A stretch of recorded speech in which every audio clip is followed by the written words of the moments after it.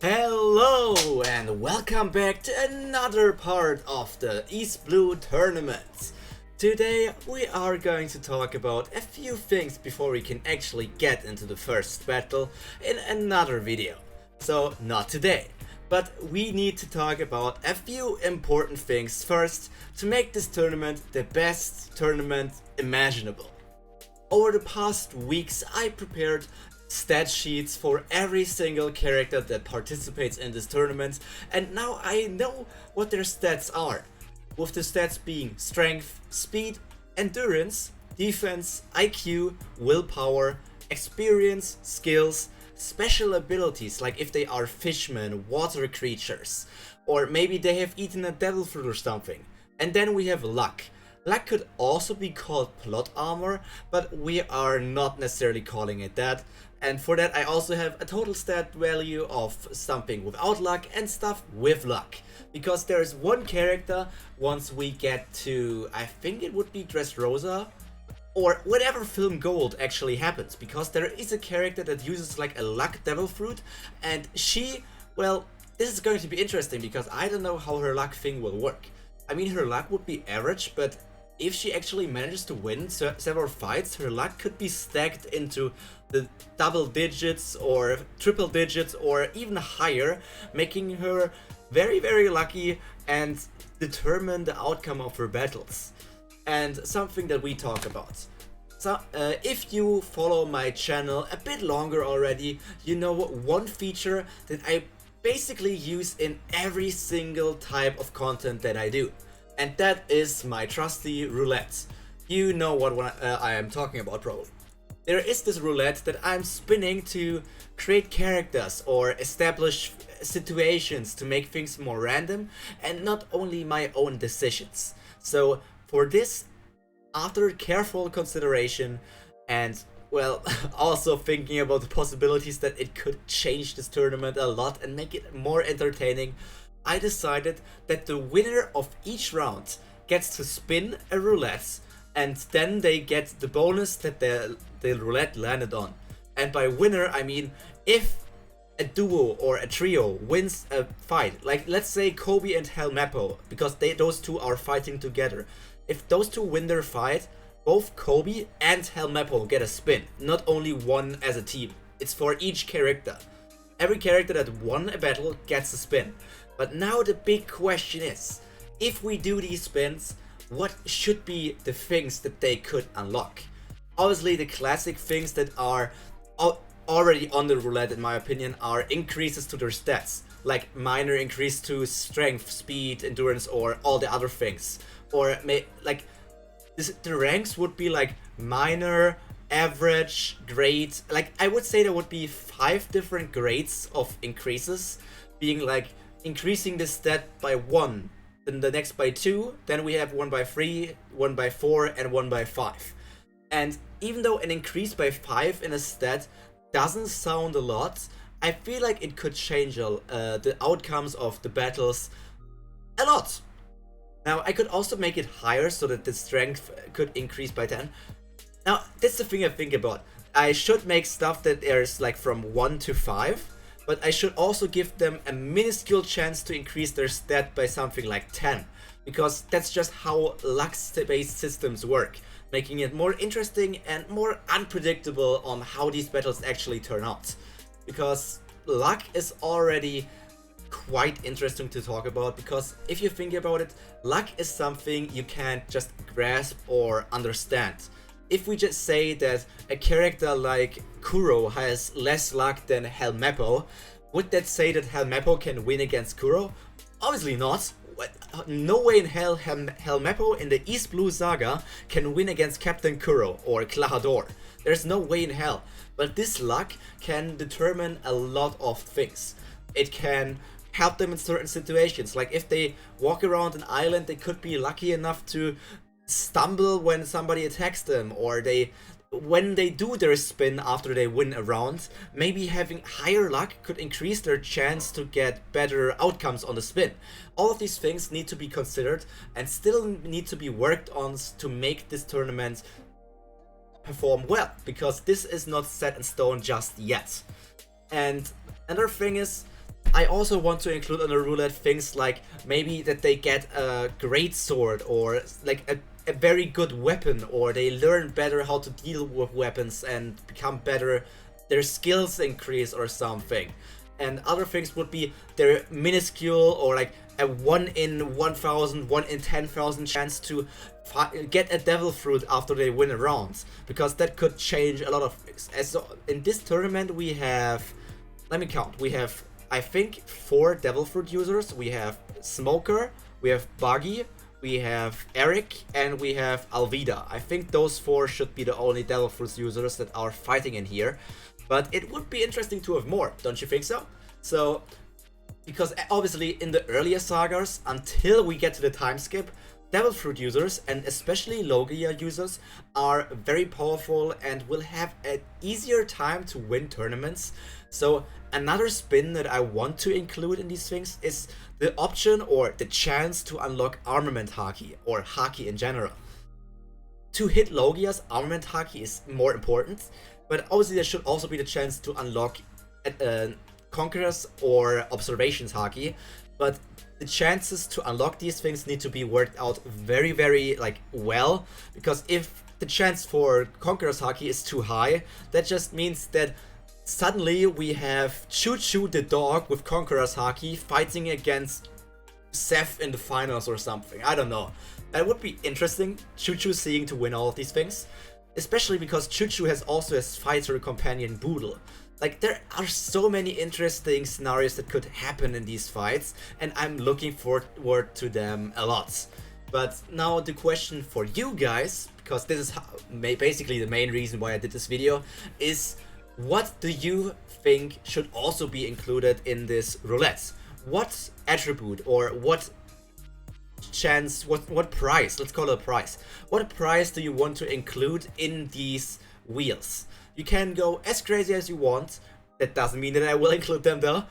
Obviously it needs to make sense. If you just say that they unlock better armament haki than Kaido, that won't be there. It's just like the chance to unlock armament haki, which will give them ability to hit Logia users or other things, or increase the power of their attacks. These are the things that happen.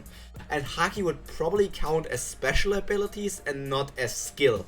But that you can also answer me that. Would you put haki under the category of skills or under the category of special abilities? Because haki is a bit of both, if you think about it. It's a skill that basically everybody can learn, and it also depends heavily on how high your willpower is. But it's also a special ability because not everybody in the world possesses it. Even it's not wrong to say that only a very tiny amount of people in the One Piece world actually have haki. So how would you call it? Is it a skill or is it a special ability? That's up to you, and also all the other things that you would put into that thing. Like, I think only having them get 1 devil fruit is enough. But if you want to go crazy and say that people can eat more than 1 devil fruit, sure. Even though I think that would be a bit too much. I don't want to make this tournament obviously should show the actual strongest fighter of the saga that we are fighting in, like right now East Blue. But if the winner is not the actual winner, I will talk about that in a separate video after the tournament has finished, to talk about who I actually thought would win or who deserves it the most without the randomness of this thing. Like, for example, Smoker is a top candidate, but so is Seth. But because we don't know if Seth has haki or had haki, kind of nobody has a chance against Smoker. And if we talk about it, against Alvida nobody has a chance either, but that's something for a different video, because I will talk about why Alvida is very, very underrated, especially in the pre-time skip era. But I don't want to spoil too much about my Alvida video. I just found a lot about her powers when I actually researched her and made all of her stats. So that's going to be something that you can look forward to into the future. And that's everything I wanted to talk about. It's I bamboozled. I also wanted to add another location to fight. I talked about all of the locations. They are all of the locations that Destroyed Pirates have visited. But there is one location that I forgot to include. And that's not because it's a filler location or it's so weird that you just forget about it. It's because it was so obvious. every time the Straw Hats traveled from island to island, they have been on one location.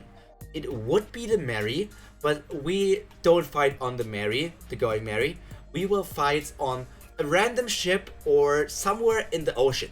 Because there are a few fighters like the Lord of the Coast or Mumu that are sea beasts or sea kings that they should be able to breathe air, I think, or maybe they just can go out of the water for a while and then need to go back underwater. I mean, Mumu is a sea cow, so it would make sense that Mumu can also breathe like on air. But this Lord of the Coast is a bit more questionable if he also has like lungs or if he only has gills. That's a topic for another time, I guess, if all of the Sea Kings can breathe air or not. But that's not too important right now. I just want to give them the advantage, and also the possibility that some fishmen also get to fight in water, because that will obviously make them stronger and give them a better battle location. But as it is, the sea location will only be added to the other, I think it was be 12 or 13 locations that we have for this tournament, and that's it. Obviously, it was not in the roulette for the first fight, that is Django versus Johnny and Yosaku, but we already decided that this battle will take place in Syra Village, and so it will take place there. Django has already been to Syra Village once, so he has a bit more knowledge of the place, but we all know Django.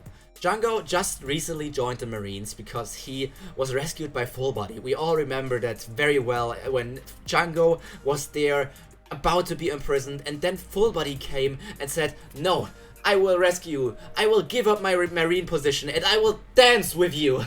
And then they danced, and then the judge said that Django is actually not guilty, and Django and Full Body both got downranked, or at least ranked as seaman recruits under Hina, and are now working for her, I think. But I mean, they're working. They're doing their job, and they're both Marines now. So actually, Full Body got downranked in this saga, and Django became, from a pirate captain, he became a seaman recruit. It could also be called downrank, but at least he's on the good side now. If you call the Marines the good side. I mean, it's also up for interpretation. There's a lot up for interpretation, especially with the current things that are happening. And as I'm recording this on the exact day that I'm going to upload this, there's also a question what chapter 1055, I think the chapter that will be released on the 7th this week, what we will learn there. I am not reading leaks, or I'm not reading scans. I'm only reading the official upload on Sundays on Viz or Manga Plus and all of these things. So please don't spoil me anything, because maybe I will talk about it on I can't talk about it on Mondays, because Mondays are the what if days. But maybe I will talk about it on another day, or on a first day video or something. Because the current videos are very, very interesting and make me think about a lot of things. Like currently with the reveals of Wano, and maybe that I'm still not sure if Kaido and Big Mom are dead, but all of these things are something we can talk about another time. And Barry the Bunny Brick and Small Roger are already getting bored from me talking too much, I guess. So I want to say thank you for being here, and if you enjoyed the video and are looking forward to this big tournament that is going to happen, why don't you consider clicking on the like and subscribe button to not miss any further videos, because this tournament is going down in One Piece history. I can already tell you that. And I'm not going to make any promises in the future, because I always know when I promise that a certain type of video will get uploaded in this week or next week or something, I will not be able to hold it. It's just too much work, and I want to make every video as good as possible, maybe with background music and all of these things. So I need to work on these things a bit longer than I always expect, so they get delayed a lot.